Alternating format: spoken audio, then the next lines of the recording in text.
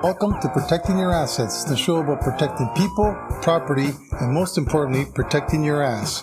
I'm your host, Lucky Luciano, and I'd like you to join me for a fast-paced and often fiery discussion about security issues with my co-host, Brian the Angry Man Claman.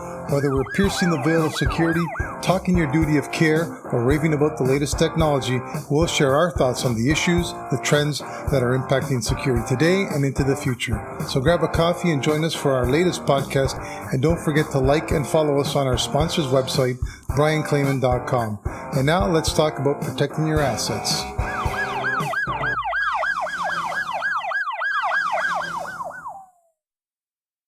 Hello, folks, and welcome to Protecting Your Assets. I'm your host, Lucky Luciano Cedrone, and with me is my co-host, Brian the Angry Man Claman. Today's podcast, we're going to be talking about terrorism. Yes, terrorism, it's still ticking, hasn't gone away, despite COVID's best efforts to hog all the headlines. And with that, we're going to be talking with one of Canada's own experts in the field, Phil Gurski. He is the president and CEO of Borealis Threat and Risk Consulting Limited, and Program Director for the Security, Economics, and Technology Hub at the University of Ottawa's Professional Development Institute.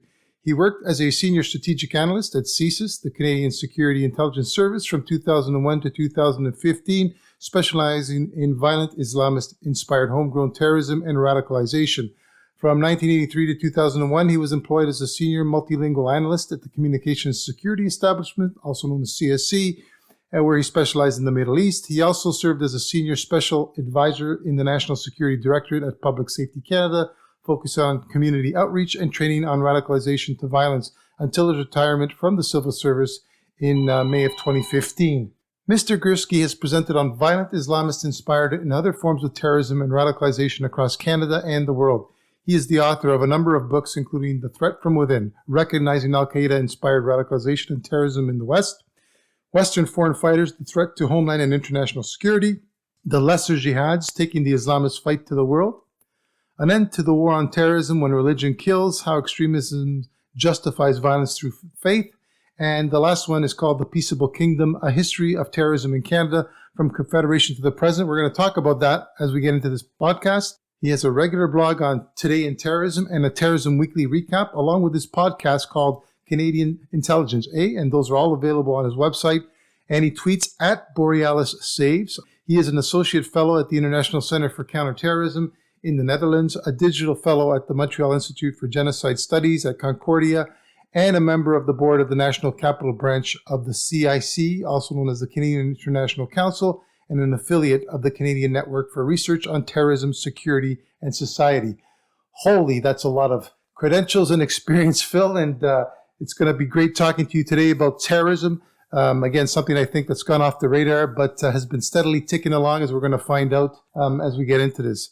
Hey, Phil, welcome to the Protecting Your Assets podcast. I'd like to do a little series or segment to start off our podcast.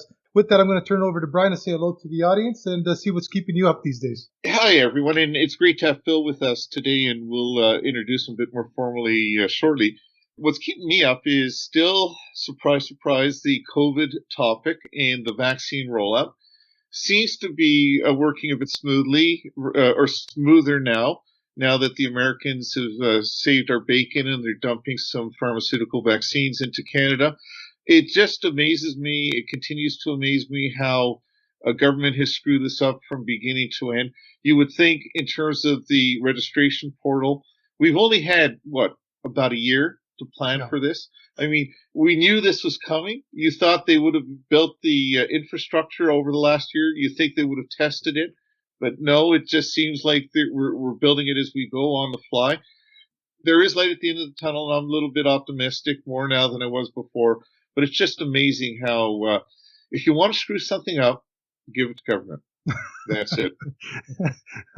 I'm not even going to get into it again because I'm sick and tired of talking about COVID. I'm going to go right over to our guest, Phil, to talk about what's on everyone's mind, I think. Or you know what? It was on everyone's mind certainly a year ago. It was in the news almost every day. It seems to have disappeared. You'd think that there's none of it going on anymore, and that really is terrorism and terrorist attacks around the world. So what's keeping you up at night these days, Phil, and specifically regarding terrorism?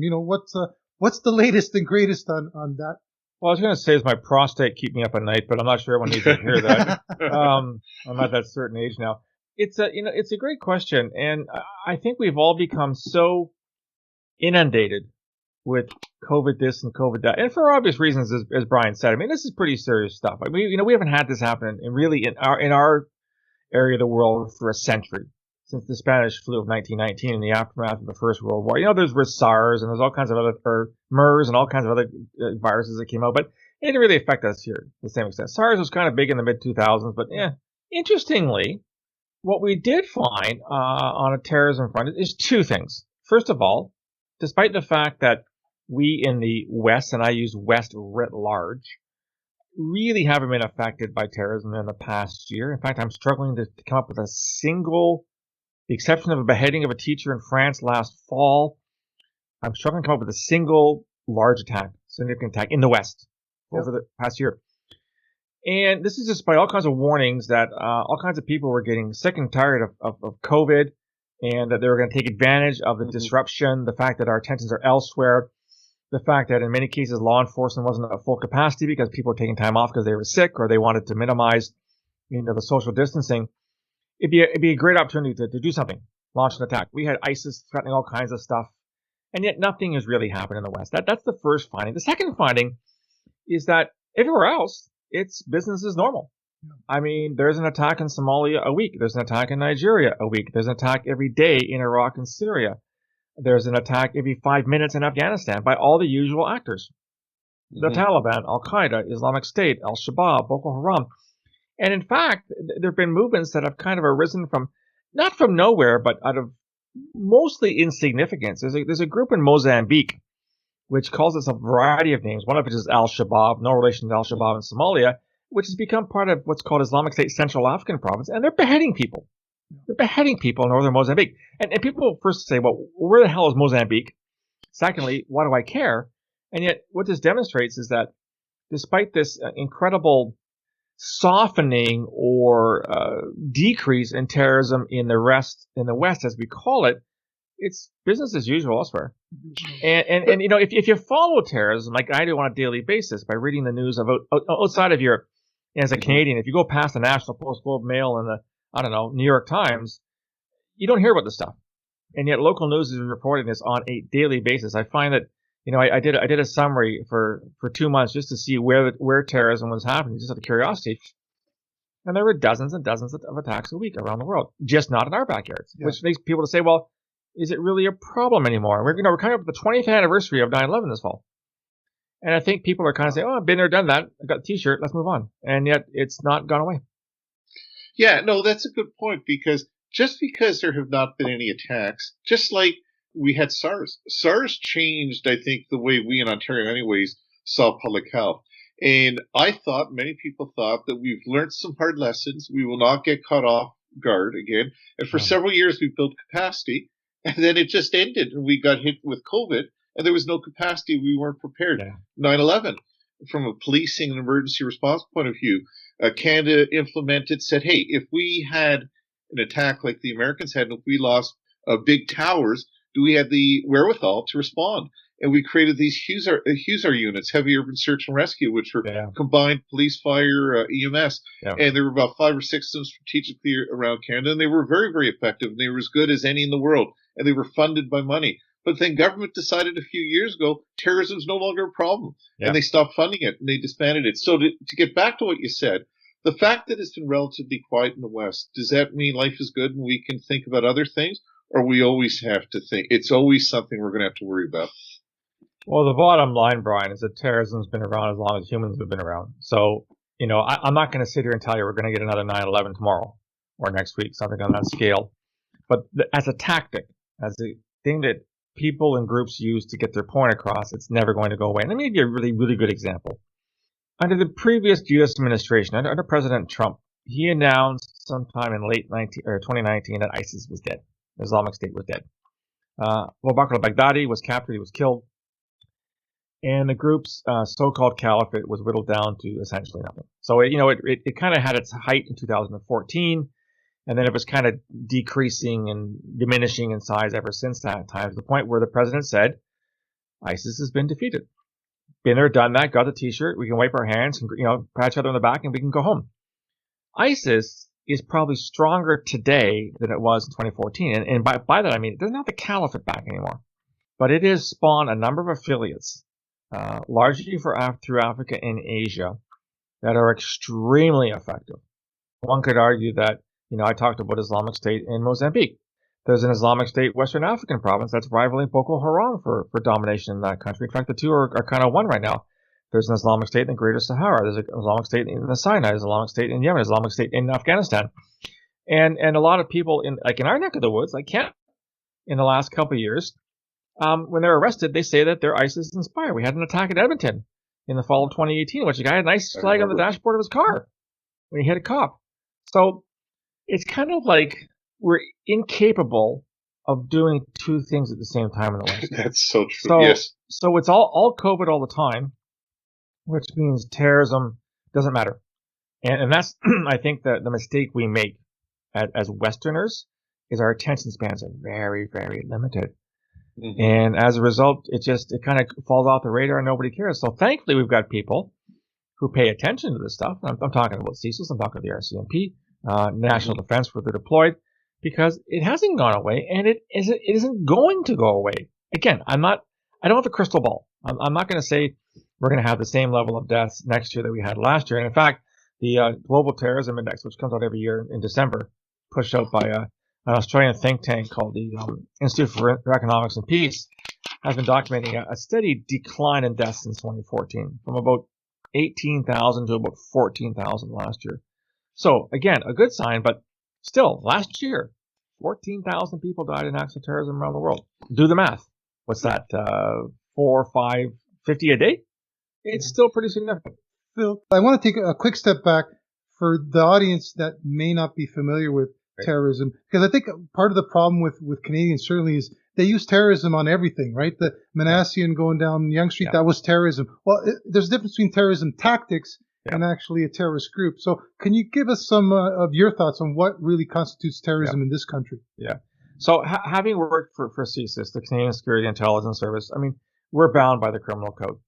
And the criminal code states quite categorically in section 83.01 that terrorism is a serious act of violence, either planned or executed, for political, ideological, or religious motivations or rationales. That's what the criminal code says. Now, we could argue what constitutes politics. We can argue what constitutes ideology. We can argue what constitutes religion. But that's what the code says. Now, it gets a little more complicated in that in a different part of the criminal code, there's a provision for what's called a hate crime. Now, a hate crime is when you commit an act, usually a violent act, and you do so because you're targeting a specific group based on gender, age, ethnicity, sexual orientation. The list goes on and on and on and on. And the way that I like to explain it is that all terrorism is hate, but not all hate is terrorism. So you can target somebody because of their gender and have nothing to do with terrorism. And I would argue, you mentioned Manassian, Luke, and this is a really good example.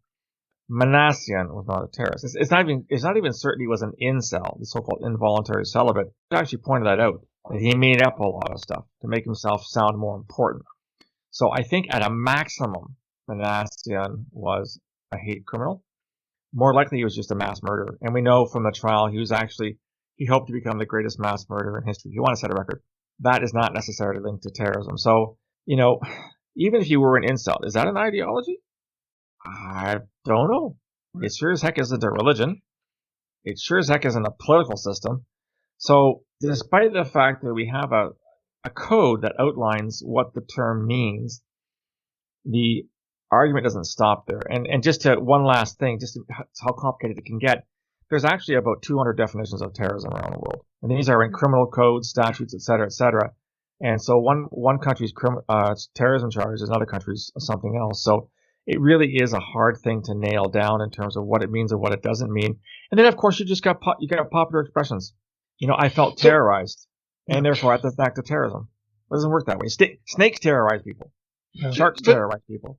Does the label really matter? So, for example, dead is dead. So if I'm killed by a Manassian mowing me down the street, or by someone that says they're affiliated with ISIS, and he cuts my head off, I'm still dead. So is the definition important because it says if it's terrorism, it's CSIS that looks at it, and if it's a mass murderer, it's the York Regional Police that look at it. Is that where the definitions come in, or is it deeper than that? It's interesting you asked that, Brian, because from the criminal codes perspective, my understanding, and I'm not a lawyer, and I'm not a judge, my understanding is that charging someone with terrorism is no different than charging them with first-degree murder or conspiracy to commit murder. So if in Canada the penalty for murder is 10 years, the penalty for terrorist murder is 10 years. It's actually, if you know, from the Crown's perspective, from the prosecution's perspective in Canada, it makes a lot more sense to charge someone with a hate crime. Because under the provisions of the criminal code, you know, if murder is 10 years and you can demonstrate that the person killed out of a motive for hate, the judge actually has the latitude to increase the sentence. Mm-hmm. So if you kill somebody, it's 10 years. If you kill somebody because they're black or gay or whatever, then it's 15 years. So I think that the terrorism label is a very emotional one. I mean, obviously, we're still living in the post 9/11 period. But nobody gave a rat's posterior about terrorism before 9/11. It's been around for a long. Nobody cared. Mm-hmm. It's something that happened over there. You know, the PLO did it or whatever. Nobody cared about this as a term. It was brought to our attention because almost 3,000 people died on the same day, and on that sunny Tuesday morning in September in 2001. So I do think the term gets an awful lot of attention that it probably doesn't deserve. It is what it is. And it certainly has its peaks and its troughs. Again, Manassian, the attacks on the Capitol building in January this year. Terrorism or not terrorism? Well, actually, it's a lot more complicated than that because you had such a diverse section of actors that showed up that day, all the way from people who just were out for a good time. I call it a frat party gone wrong, to people who may, in fact, have had an ideological bent to their acts of violence. So, yeah, some could be classified as terrorists, but not all 300 or 3,000 or how many there were that day. That was not an act of terrorism. That was many acts of violence perpetrated by many individuals for many different reasons. When you see what's happening south of the border with the new terrorism, aka the white supremacists, Antifa, that whole genre of non-Islamic terrorism, is that a real problem? And how different or similar is Canada to the U.S.? Well, it's a great question. It's what I've been arguing an awful lot about ever since the Capitol and even before that. Again, if you go back to a global scale, well, let's start globally, then we'll bring it down to North America. On a global scale, every year, out of all the acts of terrorism that have been qualified as terrorism or can be classified as terrorism, 99.9% are carried out by Islamist extremists. 99%. The rest are a hodgepodge of Hindu terrorists in India and Buddhist terrorists in Myanmar, which should be an oxymoron, but it's not. Jewish terrorists in the West Bank against Palestinians, yada, yada, yada. Here in North America, you could certainly argue that in the 20th century, 21st century, let's stick with that. In terms of Canada, we've had a grand total of 8 deaths from terrorism, 2 of which were at the hands of Islamist extremists. Of course, this was Martin Zahav-Bibeau on Parliament Hill, October 22nd, 2014. And 2 days previously, Martin Couture-Rouleau killed a warrant officer in his car. They were both Islamists. They were both ISIS wannabes. They wanted to leave the country. They were told they couldn't. They said, fine, we'll just do it here. So that's 2. In January 2017, Alexandre Bissonnette in a mosque in Quebec City, again, not charged with terrorism under the criminal code. He was charged with first-degree murder for which he pleaded guilty. But most people would say, yeah, that's probably an act of right-wing terrorism. At a minimum, it was a hate crime because he certainly targeted the mosques because of who they were, because they were Muslims at prayer. So he would say, well, right-wing extremism, right-wing terrorism outweighs Canada by 3 to 1. 6 deaths versus 2. The problem with that is it ignores the fact that we stopped a whole series of incidents that would have killed hundreds, if not thousands. I'm talking Toronto 18. I'm talking the Via Passenger plot in 2013. I'm talking the Samosa plot in Trenton in 2010.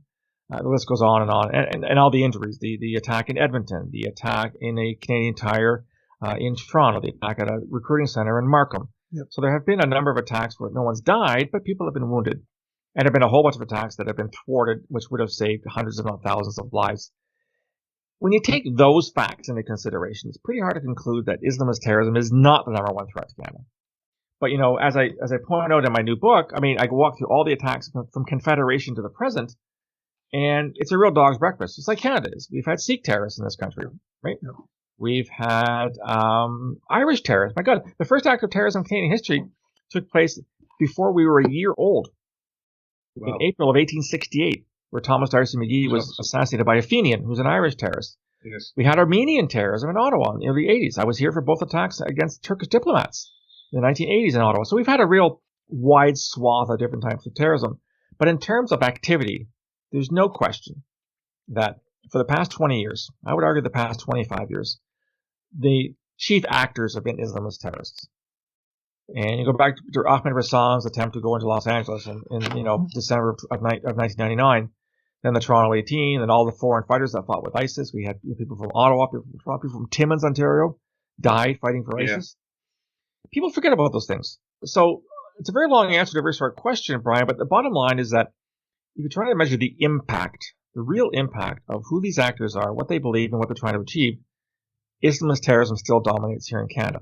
Now, interestingly, in the States, you could make an argument that the right wing is as powerful, if not more, than Islamist terrorists. We've had they have a lot more right wing actors than we do, and they're a lot more powerful in main part because of the gun laws in the States, where anybody can get an AR-15 and walk into a store, and we see that all the time, right?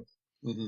So I think from a North American perspective, I still think Canada has to worry most about Islamist terrorism, although I can't tell you off the top of my head, having left CSIS in 2015, how many investigations are ongoing. When I was there, it was all Islamist terrorism all the time. In the States, I imagine the FBI is equally divided between looking at jihadis and looking at the far right. Outside of North America, it's still all Islamist extremism all the time. Look what's happening in Germany. The accounts of right-wing extremists in the German army notwithstanding. You look in France, you look in Spain, you look in the United Kingdom, you look in Belgium. I have, contacts still there who work in this business, and it's all jihadis all the time over there still. So it hasn't been usurped by the right wing. It's interesting what you said earlier, that of all the investigations the Canadian security officials have done over the years, Toronto 18, the Edmonton, the Ottawa attacks, and all the other ones, there was the Borealis, as you said, a whole bunch that never came to fruition. And it's almost as if you're sometimes the victim of your own success, because police and intelligence have done such a great job keeping us safe. We as Canadians believe this is not a Canadian problem. It's an African problem. It's an American problem. It's sort of a self-fulfilling prophecy going in the wrong direction. A friend of ours says, from the security point of view, and especially where Luke and I live, nothing like a good terror attack to get you the budget you need to do your job. And I guess it's the same in the public sector with what you're doing at CSIS. I think there's been a lot of redeployment in the last several years of police officers that were looking at terrorism, and CSIS guys now looking at other things. Not because the threats have gone away, but we have limited resources. You're absolutely right. I mean, look at the mass redeployment after 9/11. I mean, you had agencies in Canada that were ponying up for money to do counterterrorism. You had Fisheries and Oceans, for God's sakes, asking for counterterrorism money in the wake of 9/11. And the same thing happened in the States. I mean, every town was all of a sudden begging for money to protect. I remember this, like there was some kind of festival in New Hampshire that said we're a prime target for terrorism. No, you're not, but they got money for it because of the aftermath of the attack. There's two other things that need to be said. First of all, you're right about the successes. There are amazing successes. A lot of man hours and woman hours go into this stuff. There's surveillance. There's warrants to instant communications. There's liaison with domestic and foreign partners. There's source recruitment, source handling, all that kind of stuff. And as a result, nothing happened. But as you said, nothing happened. And the thing is, in the security world, the only time people notice is when something goes wrong. In other words, you are only as good as your last failure. Nobody cares when you get it right. In fact, they disbelieve you. And I remember in the aftermath of Toronto 18, the incredulousness of most Canadians. These guys were terrorists? They could organize a piss up in a bar. These guys were useless. Like, how can you write? Look at these guys. They're incompetent. They're a bunch of young morons. And I kept saying, there's a lot more to this than you actually think. So you're only as good as your last failure. The other thing, of course, is that when you look at security intelligence, so when I used to work at CSIS, counterterrorism is one of three main mandates. The other two are counterintelligence, i.e. counter-espionage, and counter-proliferation.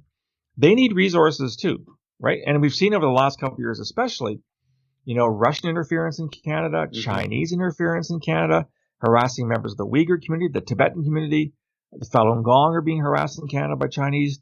We've got theft of Canadian technology. We go back to Nortel. Why do you think Nortel fell? Yeah. Because all the technology was stolen by the Chinese. So when you work for these organizations, you're constantly juggling which priority means the most today.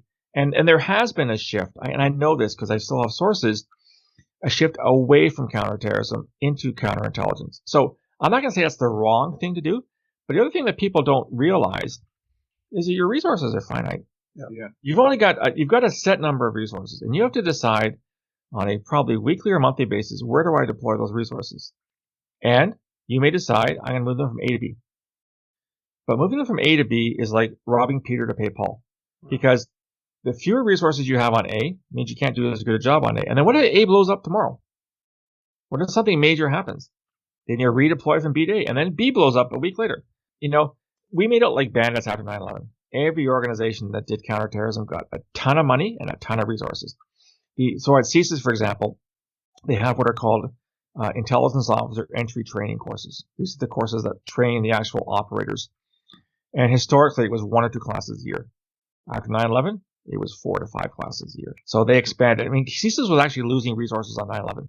It was down to about 1,900 people from a high of about 2,700 earlier. CSIS is now somewhere around 3,600 people. I'm ballparking this. CSE, so Communications Security Establishment, where I used to work before CSIS, we were about 900 strong when I left CSE for CSIS.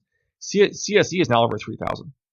And CSE got a counterterrorism mandate it never had. When I worked at CSE, we didn't do counterterrorism. It wasn't a priority. We were strictly a foreign intelligence organization. 9/11 hit, CSE got a counterintelligence mandate, in addition to the cyber mandate it has now. So things do change, but it's constantly a challenge of, I've got this tank of resources. Where am I going to deploy them, and for how long?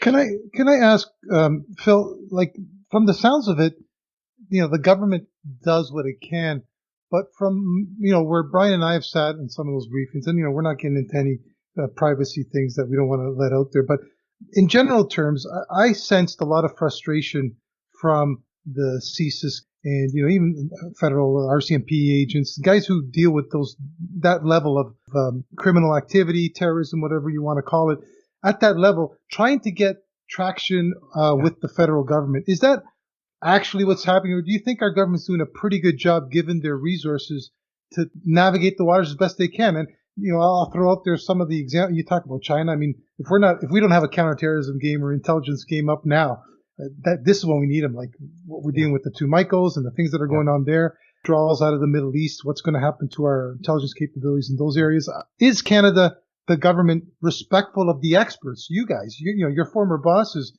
you guys know what's going on. You try to tell them, that's your job, to advise them. But are they really listening, do you think, or are they sort of tiptoeing around it and trying to ignore it if they can? Categorically, they're not.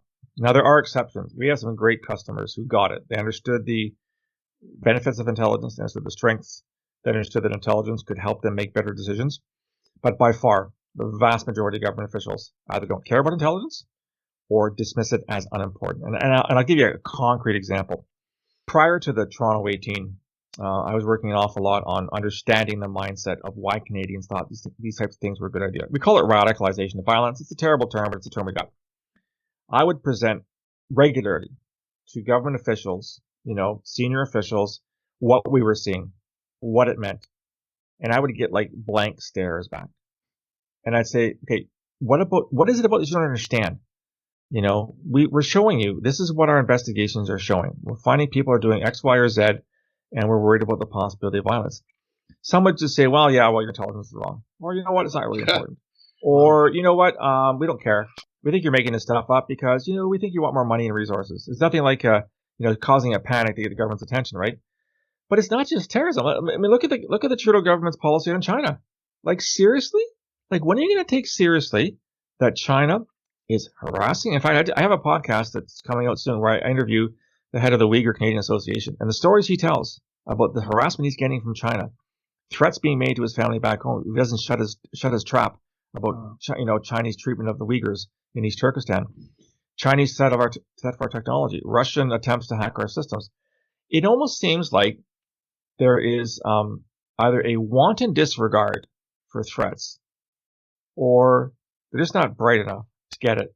And, I know there are always competing interests. Well, if we piss off China, they're going to, blockade us, or saying Australia, told China to piss off. And yeah, they got hit hard.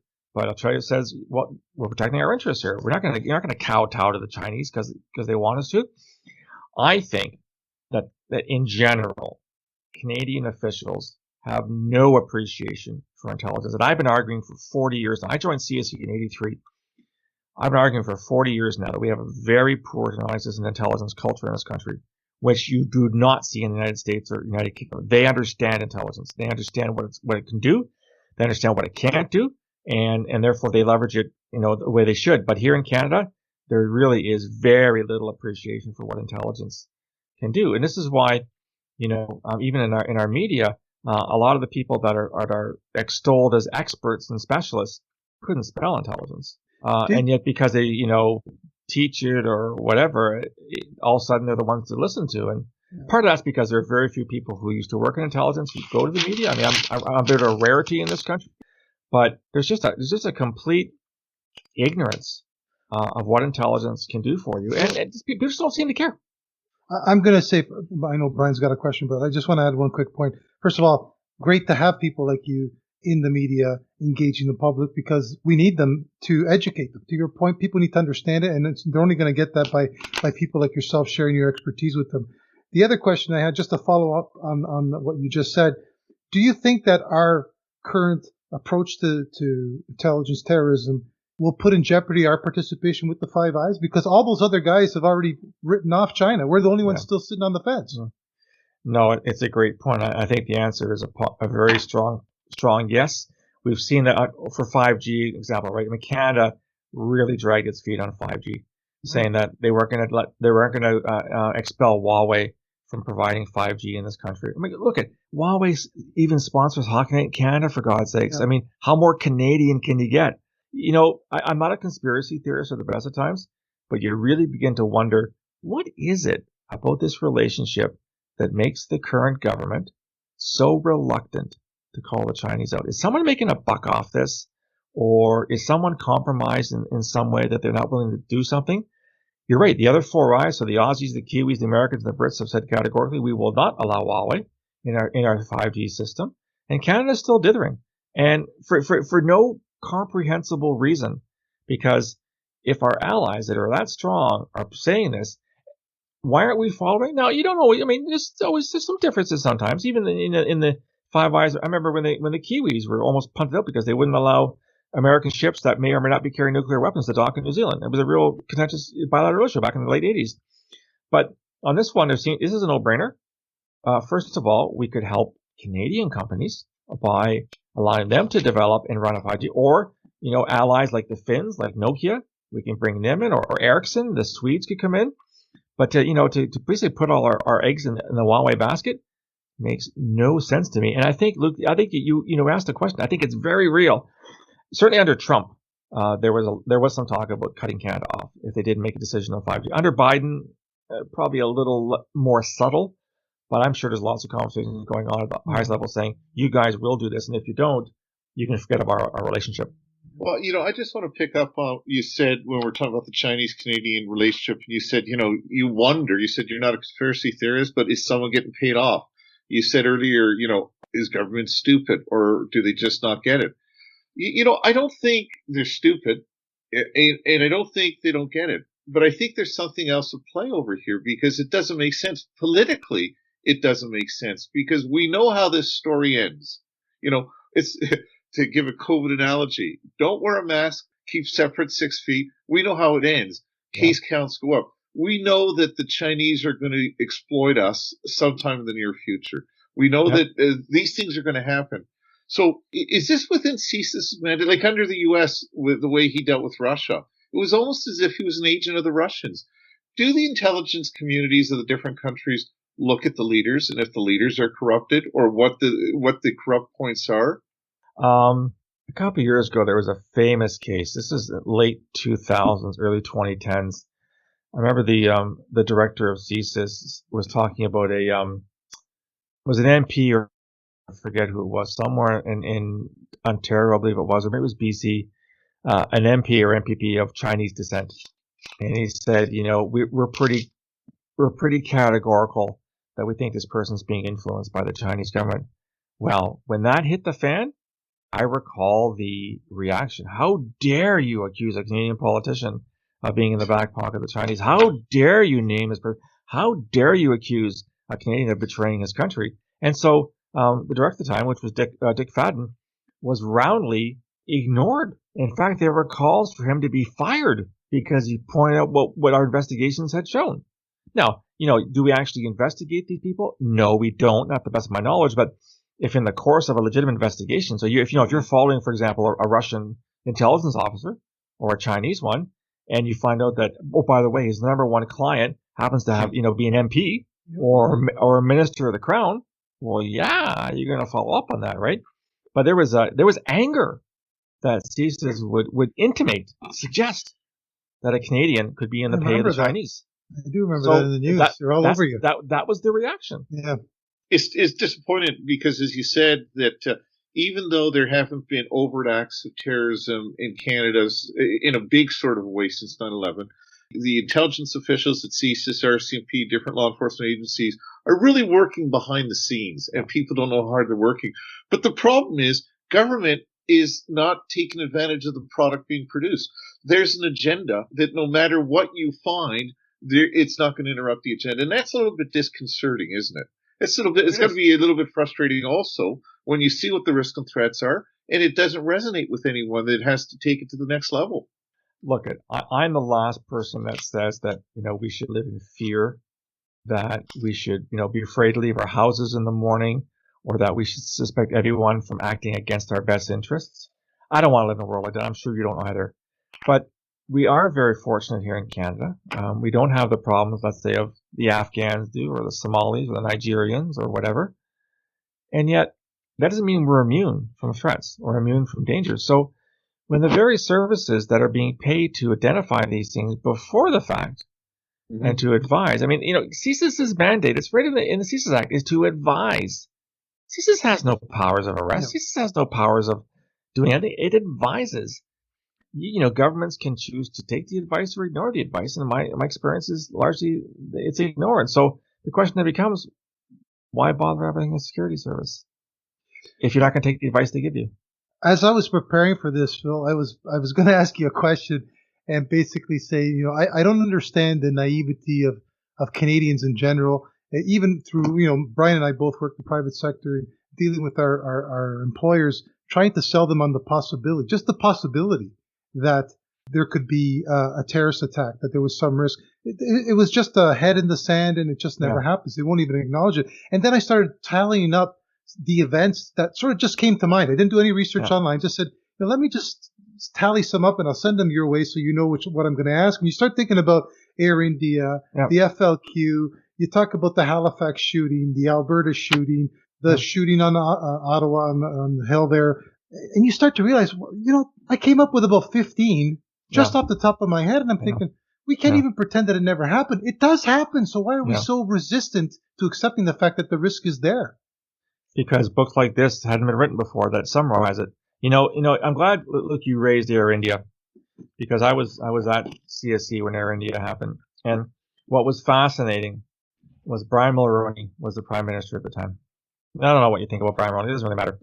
His first act was to express condolences to the Prime Minister of India for the attack, despite the fact that all 329 people were either Canadian or residents of Canada or visitors to Canada. In other words, even the government at the time, and a conservative government, which one would think in theory would be a little more amenable to security services versus a liberal government, let alone an NDP government, his first reaction was to say, we're sorry that India had to suffer this. It was an act of terrorism completely planned and executed from within Canada. Yeah. India had, it's not they have nothing to do with this, because the whole reason for the attack was, the desire for a Sikh homeland and called Khalistan in the Punjab. But the point remains is that there were Canadians behind the attack, and Canadians were the victims, and yet the Prime Minister chose to express condolences to India. Yeah. So what does it tell you?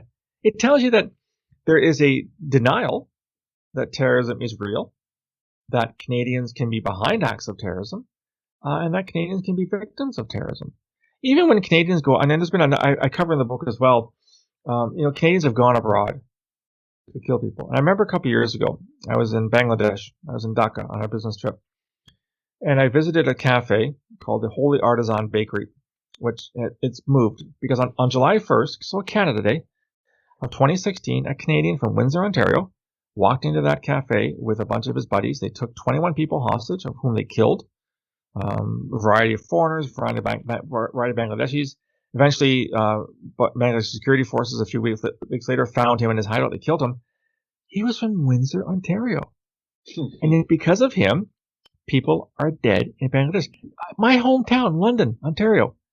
There was an attack in January of 2013 at an Algerian gas plant called In Amenas. And who were the two main terrorists? Two guys from London, Ontario. And yet, where's the news on that, right? Canadians are one. I mean, I'm a very, very proud Canadian. I mean, you cut me, I bleed red. It's like the flag. I don't want to be anything else.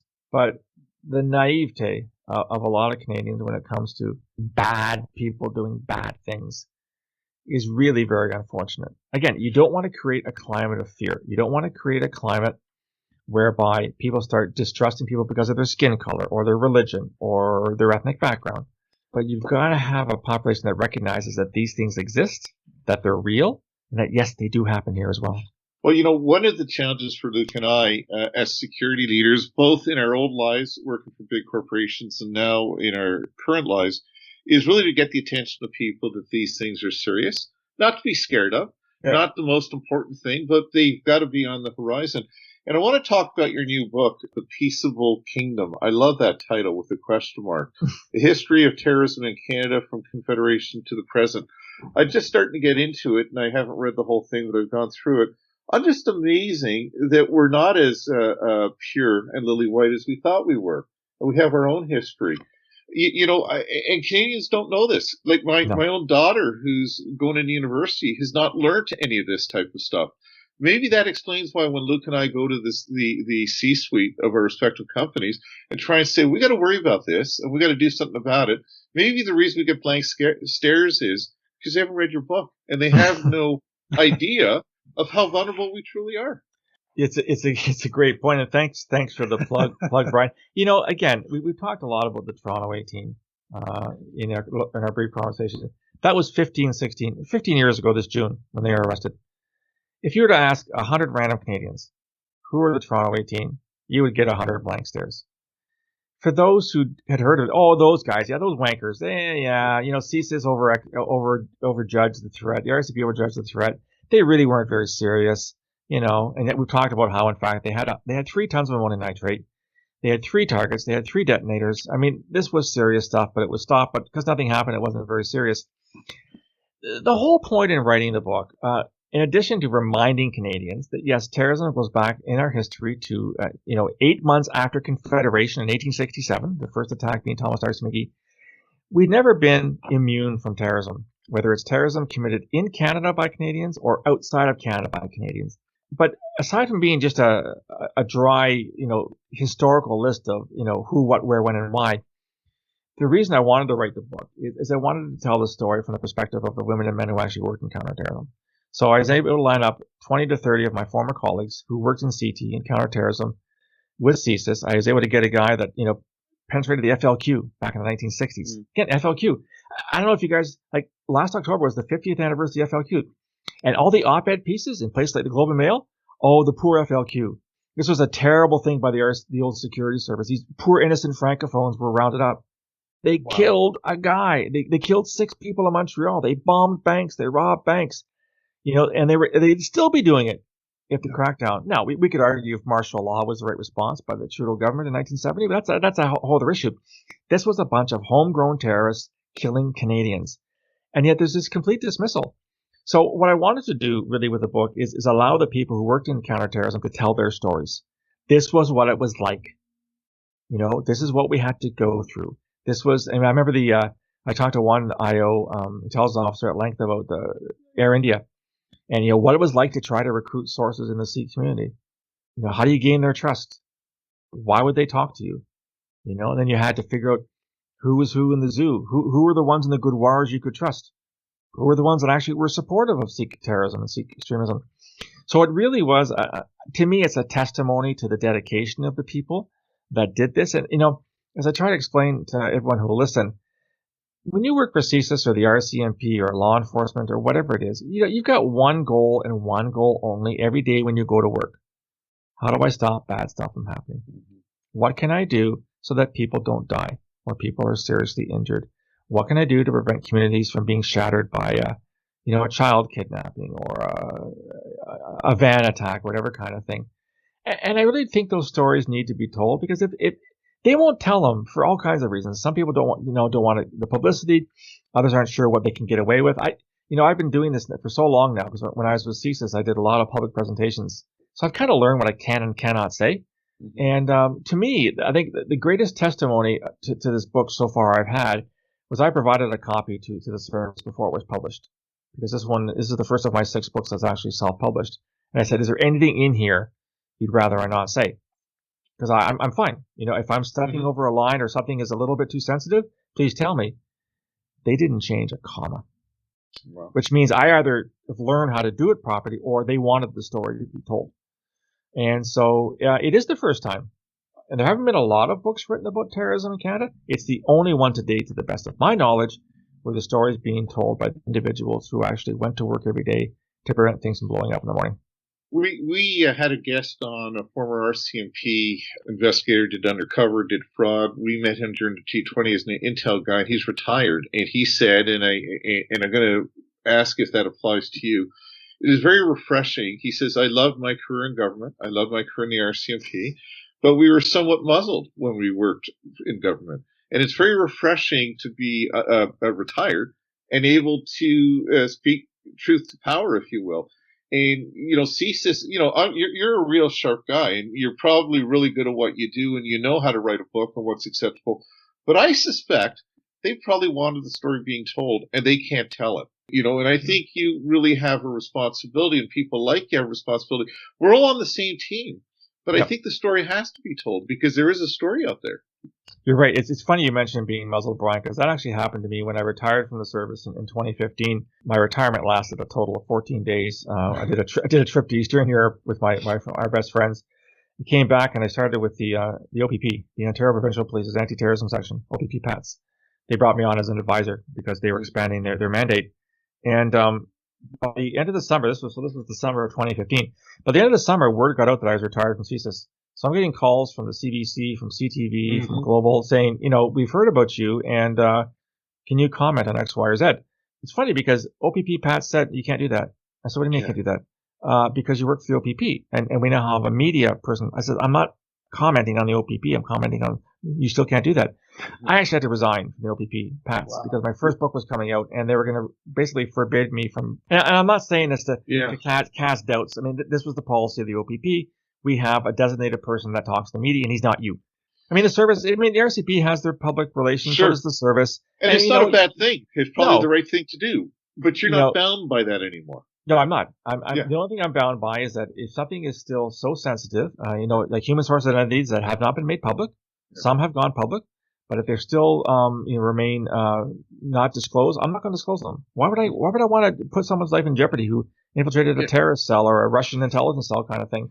So I did this by design. I always knew as I was ending my career with the service, first of all, I knew I was going to write a book. I didn't know it was going to be 6 books, but I knew I was going to write a book. And I always knew I wanted to tell, not to tell the service's story, but to tell Canadians about what it is we do and why we do it. Because they weren't telling their own story, and those that were chosen and approached to tell the story got it wrong. Because they didn't know what they were talking about. It's the same thing. I mean, if you ask me about neurosurgery, I can't spell neurosurgery. Why would I weigh in on neurosurgery?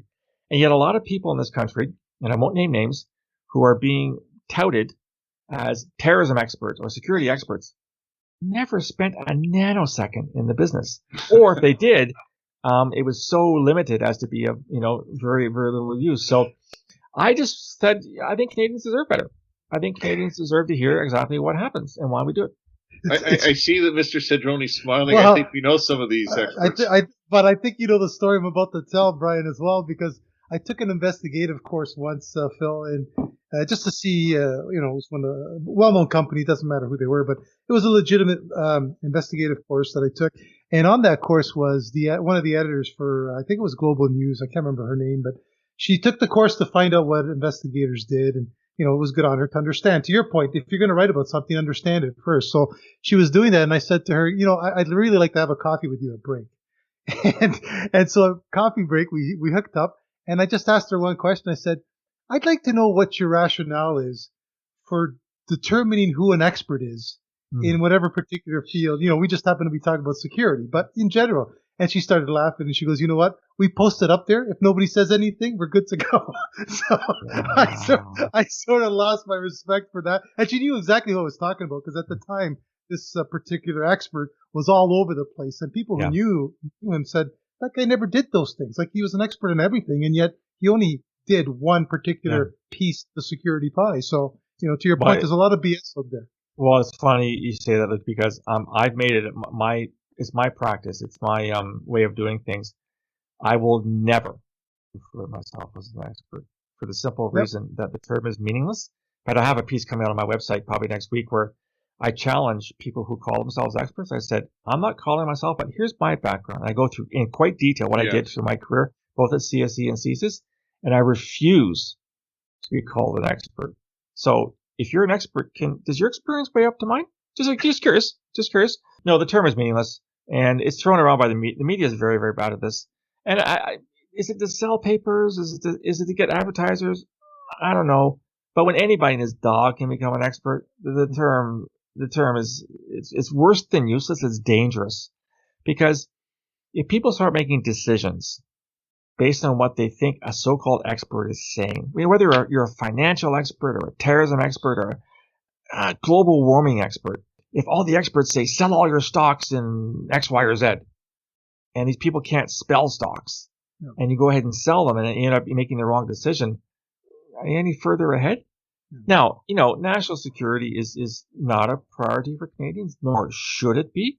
I think we just have to allow the people that need to allow them the leeway to do their jobs. But for God's sakes, have a minimum of understanding of what's happening out there, so you can just become a better informed Canadian. I mean, no one's asking you to write a book on it or lecture, but just gain a minimal understanding of it. And if the minimal understanding is coming to you from somebody who can't spell terrorism, boy, we're in a heap of hurt in this country. So, Phil, in your opinion, are Canadian businesses properly prepared? Are they sensitive to what the risks and threats are, or are they sort of living in denial? We were talking, as I said earlier, to an expert in privacy legislation, and she was saying that a lot of businesses go through the motions of saying they have privacy policies and protocols, but it's just smoke and mirrors. In your opinion, and I know you have a consulting firm, Borealis Consulting, I believe is the name. Are you dealing with business leaders, or is it just government? No, it's business, private sector as well. In fact, I had one client for about 3 years where I was providing them with weekly updates on what they need to worry about. I think a lot of it's lip service. Now, again, the other side of the coin is that Canada is a relatively safe country. Relatively safe. I mean, we're not Afghanistan. We're not even England, for that matter, or Germany or France. So they've gotten away with it, in that they don't have to spend a lot of time and money devoted to this, because not a lot happens. The problem is that something may happen one day. I'm not going to say it will happen. I don't have a crystal ball. I can't predict the future. But it seems to me that there should be a minimum amount of investment into understanding the risks, in the same way that, cyber attacks. I mean, what are the chances your company will be subject to a cyber attack? Probably pretty high. Some kind of a ransomware or whatever kind of thing. I'm guessing that most companies it's in their vested interest to invest in that kind of thing. And so why don't they do the same thing for security? I mean, again, I'm not asking them to create Fort Knox. Yeah. But a minimum amount of knowledge. I do allow with insider threat. Like, what are the signs that one of your staff is going to do X, Y, or Z? Mm-hmm. Now, I can't speak to the cyber side. It's not, but I can give you pretty categorically if one of your employees is going down this terrible term we use, the pathway to radicalization and violence. I can tell you what those signs are, because I dealt with it for 15 years at the service. I wrote a whole book on it, my very first book. And so why wouldn't you want that knowledge? Because at the end of the day, two things can happen. One is that your employee disappears and ends up killing people across the street or in a different country. And everyone says, oh, Bell Canada's Phil Gurski killed 15 people. Or, worse than that, Bell Canada's Phil Gurski went postal. That's kind of mixed metaphor there. Went postal one morning in the cafeteria and killed 15 Bell employees because of X, Y, or Z, and he had been radicalized to violence. So, it's not as if the training is complicated. It's like a day. And, if you're working for the company, either in HR or internal security for those that have that kind of thing, just educate yourself. It's not rocket science. We have always taken, Luke and I, and certainly myself as a consultant when I'm dealing with clients, the concept of duty of care. It's a legal concept under tort law. And saying, look, you got a duty of care obligation to make sure we have a safe and secure environment for people, asset, business process, what have you. And what duty of care means is, and I'm very specific, saying that if the threat is foreseeable and consequential, even though it doesn't happen, but it's foreseeable, you have a legal obligation to be prepared. And I would say, to your point, you say Canada's a safe country, and I agree. And we have an enviable record of safety and effective policing and intelligence. But it is foreseeable and reasonable to think an attack can happen. Yeah. And to stand up your protection after the attack is under, I'm not a lawyer, but I think it would be a failure or breach of your duty of care. And I think that's the message we give clients. That you got to think about these things. Well, exactly. Once the horse has left the barn, you can't get it back in, right? And I think that people probably overestimate how complicated and how expensive it's going to be, and that's why they don't do it. Or they're just, if there's a 1 in a million chance, I'm going to take that 1 in a million chance. But as you said, there's a duty to care, and you prepare yourself for all kinds of other things. Why wouldn't you do the same thing with this? Now, maybe they've been, burned badly in the past, where they hired someone who was a so-called expert that didn't know what they were talking about, and they didn't get the product they wanted. But that's just doing your homework better. You just ensure the person you're bringing in, whether it's on cyber or terrorism or intelligence practice, whatever, you vet them. You look into, okay, who is this person? They claim to be an expert in this. Why are they an expert? Who calls them an expert? What have they written? What have they done? What have they experienced? And it just, to me, I think you use the term too. It's just due diligence, Brian. That's all it is. And I think that every corporation of a certain size should have these lessons. And it shouldn't even be a question. Let's just get it done. Corporations offer internal training all the time. Good Lord. It seems now that, I don't know what's happening in the private sector, but in the public sector, it's all about systemic racism. Everyone's going to have a course on systemic racism. Mm-hmm. Great. Okay. No problem with that. Was it forearmed is forewarned, forewarned is forearmed? I get that. I have no problem with that. But where are the courses on, insider threat? Where are the courses on cybersecurity? Where are the courses on, you'll spend, $100,000 on systemic racism and you won't spend $10,000 on insider threat. It makes a lot of sense to me. Phil, before we close off, because we're up on the hour and we don't want to keep them too long, although I'd love to continue the discussion over a beer. I could talk about this all day. But I did want to finish off the last thought that you and Brian were talking about there in terms of the business. What we haven't talked about is what's coming. And, do you see a role or do you see trends already in terms of how they're leveraging technology? And I'm not talking about attacks. Like, to me, my experience, what I've read about the terrorists in particular, they're always going to stick to the most tried and tested technology. They're not going to go out and buy drones and start delivering packages via air when they can deliver by a truck because they know the truck's going to get there. So really, I'm talking about maybe, social media. How are they recruiting? Are they leveraging new technologies to facilitate terrorist activity in the future? How are they going to do that? Wow, what a great last question. We actually do know, though, that ISIS now uses drones in Iraq and Syria, so they've mastered that technology. I think, Luke, the beauty if you're a terrorist is the simplicity of terrorism. Like, you don't have to be a rocket scientist. There's all this big concern about what if they get a nuke? What if they develop a chemical weapon? What if they develop, what the Aung San Suu Kyi did in the Tokyo subway in 95, right, with sarin. Sarin gas. That's great, but any idiot can carry out an act of terrorism because all it takes is a van, a knife, a baseball bat. Good God, we saw an ISIS wannabe in a Canadian Tire in the summer of 2018 with a golf club. Okay? Now, she wasn't very effective, but still, that's the point. Most terrorists aren't rocket scientists. They're not the sharpest pencils in the box, but they don't have to be. The other thing that worries me, I think, is just the ubiquity of social media and our connections. Everything's connected now, right? Your fridge, for Christ's sake, is connected to the internet. Why? I have no idea. Like I've been on this planet for 60 years, and I've gotten here so far without my fridge, communicating with the internet. I think the opportunities for intrusion, the opportunities for things like ransomware, which is not necessarily terrorist related, are the things to worry about.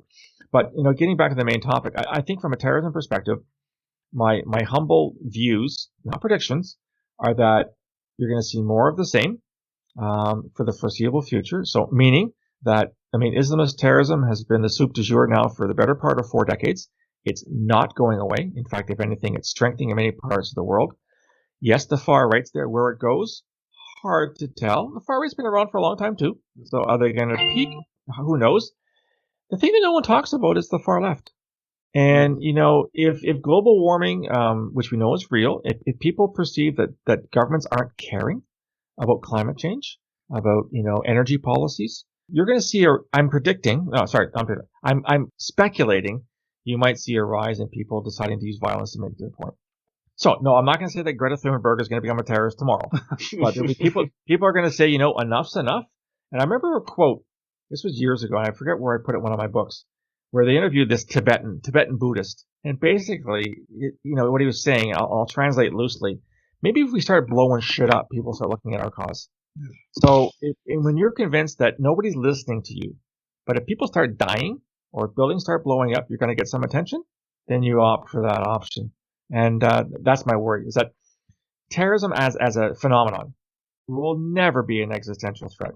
Never, unless you happen to live in Afghanistan, where it is an existential threat. When the Americans withdraw and the Taliban takes over, it'll resort to terrorism. That's 100%. That's not a prediction. That's a guarantee. Everywhere else, terrorism is inconvenience. It's a blip, but it gets a disordinate amount of attention because of 9/11. No 9/11, you would have this conversation without 9/11. It's as simple as that.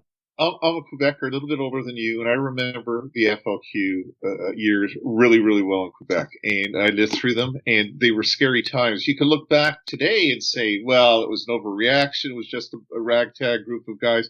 But that's not what we thought at the time. No. Hindsight is 2020. But what you just said was really interesting, because CTV on the anniversary interviewed one of the terrorists that was part of the cell, I think, that kidnapped Cross, if I'm not mistaken. And he basically said, and it was interesting how intelligent and articulate this guy was. It was a French interview, but he essentially said that we didn't want to destroy Canada. We didn't want to kill people, but we needed to do something to get their attention.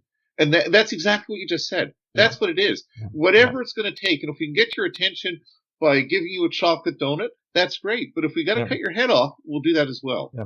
And he said we did it reluctantly. They didn't. Yeah. They were not happy that Pierre Laporte died, but it was necessary. Yeah. Bottom line is that an offense like terrorism is a very, very infrequent occurrence in most of the world. So in this book, I outline all the deaths from terrorism in Canada since Confederation, and it's somewhere around 20 people, and that's only if you include Manasseh, which I don't include. Actually, the answer is closer to 10. 10 people have died in Canada in 153 years. You do the math. That's one every, decade and a half dies from terrorism. So no, it's not an existential threat. It's not even a serious threat for most of the time. But what I'm advising readers and Canadians to accept is that this is why we have a CSIS. This is why we have the RCMP. This is why we have the OPP-PATS. This is why we have these people that are trained to identify this stuff and stop it before it's happening. Let them do their jobs, recognize that it's out there, and just get the hell out of their way and stop criticizing them all the time. When they arrest people, they arrested the wrong guy. Well, how the hell do you know? Were you part of the investigation? Right? But the news media said so. Yeah, I know. Anyway, guys. On that note, that was a great summary. Phil, really appreciated your time today. You certainly lived up to what my expectations were, and really happy to actually talk with you about it in person, where we hadn't had that chance in the past. Thank you, guys. It's great talking to you. It's always great to talk to people who understand what's going on here. And kudos to you guys for putting these types of videos out. If you're not going to do it and I'm not going to do it, someone who does it ain't going to have the background and the understanding. So my congratulations to you guys on this initiative. Brian, you want to say goodbye? Yeah, I do, and I just want to look. Don't worry, I'm not going to start the conversation again. But I do want to ask Phil. Can you just tell us the Peaceable Kingdom? Question mark. It looks like a great book. Where do we get it? Okay, I owe you $5 for saying that, Brian. No. This was interestingly, this is the first book of mine. It's the sixth book, but it's the first one that was self-published. And, long story short, I couldn't get any Canadian publisher to care. And I thought, okay, wait, I've just told you I spent 15 years in counterterrorism. I'm the author of 5 peer-reviewed books published by academic publishers in the United States. And I got silence. Was it because of COVID? I have no idea. So I said, screw it. And I looked into self-publishing, and it was actually easier than I thought. And instead of being a year in the making, it was like 2 weeks in the making. So it's self-published, and so they have to go to my website, borealisthreatandrisk.com is the website. There's a link there on how to order it. And essentially, an e-transfer or PayPal, whatever, as soon as I get the money, it's only $25 Canadian plus $5 shipping and handling in Canada, 15 outside of Canada. And once I get the transfer, you get a signed copy in the mail whenever Canada Post gets around to it. That's excellent. We're going to put that on our LinkedIn page, and we'll do some promotion of it also, because I think it's an important work. You write very well. It's an interesting read, and I really urge anyone that's in the business community or the security community should read it. It's not a hard read, and it will just open your eyes. Well, thanks very much, guys. I appreciate it. Yeah, thanks, Phil. And again, Peaceable Kingdom, get it. Borealis Threat and Risk is the site. And thanks again for listening, and we'll tune in next time. Bye-bye. Bye, everyone. That concludes this podcast. We hope you enjoyed listening and will join us in a couple of weeks for our latest episode. Please remember to like and follow us on our sponsor's webpage, brianclayman.com, where you can leave us your comments and suggest topics you'd like to hear about in future episodes. Until next time, thanks for listening, and don't forget to protect your assets.